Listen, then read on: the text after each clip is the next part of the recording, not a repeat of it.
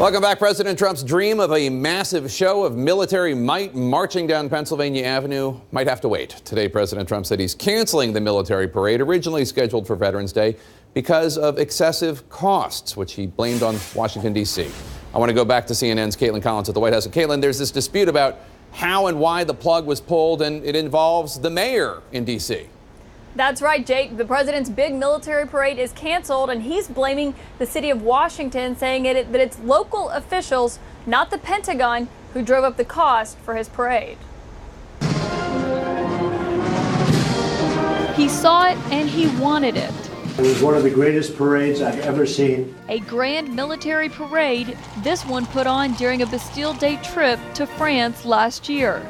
But when President Trump learned a parade in Washington would cost, according to some reports, north of $90 million, he halted it and blamed D.C., tweeting, "The local politicians who run Washington, D.C. poorly know a windfall when they see it."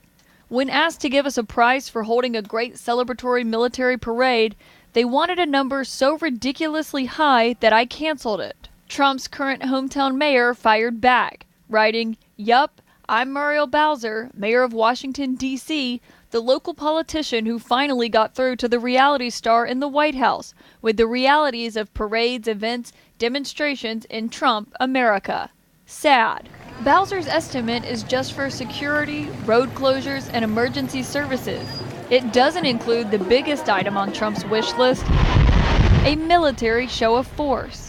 We don't need a parade to celebrate all this president has done for those brave men and women in uniform. The White House downplaying the news that the price of pomp and circumstance could instead pay yearly salaries for more than 4,500 active duty soldiers. But it was President Trump who insisted on the parade in the first place. We're actually thinking about 4th of July, Pennsylvania Avenue, having a really great parade to show our military strength. As for new parade plans, the president says he'll instead go to the Paris parade, celebrating the end of the war on November 11th, which, for what it's worth, is Veterans Day here in the U.S. Now, Jake, the president said that the parade could happen next year in 2019 when the costs go way down, though he didn't cite any evidence for why he thinks the cost would go down by next year. Jake? All right, Caitlin Collins at the White House again for us.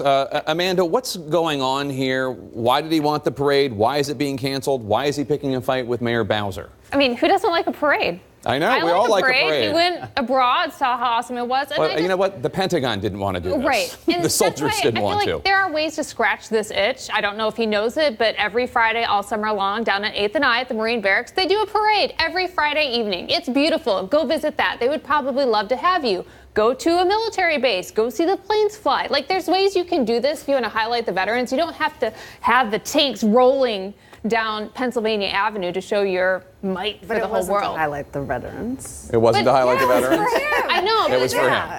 Okay, I want to see a parade. The parade was to celebrate. Just not for 92 million. Yeah. So the American Legion said in a statement that the money that would be spent on the parade could be better put to use on the actual needs of veterans. And also, given the fact that we're still at war and 1% of the country sacrifices so much for us. Alfonso, listen to how White House advisor Kellyanne Conway responded to questions about the American Legion to my colleague Abby Phillip. That's their perspective. Excuse me. I think you should focus on the president's record for the military and the veterans. He's been the most pro-military, most pro-veteran president in modern time, and that's their opinion. And it sounds like you share it, since you're in the business of opinion, not news, most days. That's their perspective about the American Legion. That's their opinion, and it sounds like you share it since you're in the business of opinion, not news, most days. That's her response when asked, well, the American Legion says this. Right. Well, I mean, how do you respond to that? You know, I think the American Legion makes a very valid point. I mean, why we're talking about this parade, look, it's all about Trump. It's for his self-aggrandizement, to promote his image, and also to police his base. But, I mean, obviously $92 million seems like an awfully big amount of money for a parade. I think it's better if we don't do it. So 92 is an estimate that was floating around out there. The city of D.C. was about to charge $21.6 million, and the city of D.C. provided a breakdown. And I'm no expert on these things, but it looked pretty reasonable to me. You have thousands of people turning out for a parade, potentially even millions. I I think this demonstrates the efficiency of the D.C. government. I'd like to applaud them for saving the taxpayers $97 or $21 million. Nobody really wanted it. The Pentagon didn't want it, and the American people didn't seem to want it. The only person who wanted it really seemed to be Donald Trump and his ego. I see a theme. Here is, but like at the end of the day, so I appreciate the D.C. government saving me as a taxpayer money at the expense of Donald Trump's ego. I agree. Having said that, there was interest in the Department of Defense to commemorate the 100th anniversary of the First World War, which I think it's important for us to commemorate historically. But isn't that happening next year?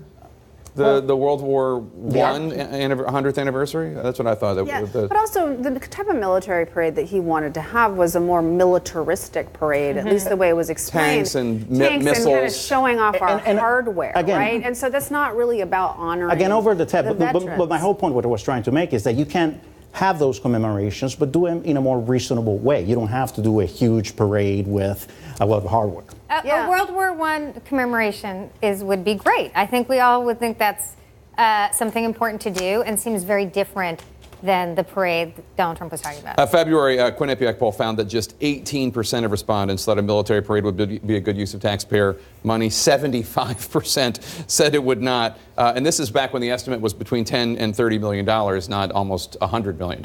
Yeah, I mean, it's not like the government is awash in money. What's the federal debt? We're up to like 20 trillion. 21. But also, where's the fiscal responsibility? I mean, I can remember having arguments with Sean Hannity about he was mad that the Obama donors went on spring break and the Obamas were paying for it. You know what I mean? Like it wasn't. But what about all the people that had to go with them and they had to have bodyguards and whatever? I mean, literally, this is what all we ever heard about was the government spends too much money. You seem to be suggesting that Sean Hannity's inconsistent. It's not just Sean Hannity, though, in terms of the fiscal responsibility and complaining about every penny that was spent in the Obama administration, and now people are just kind of like, okay, if he wants to have this. I mean, to be fair, a $1.5 trillion tax cut paid for by the deficit is a little larger than the military parade. True.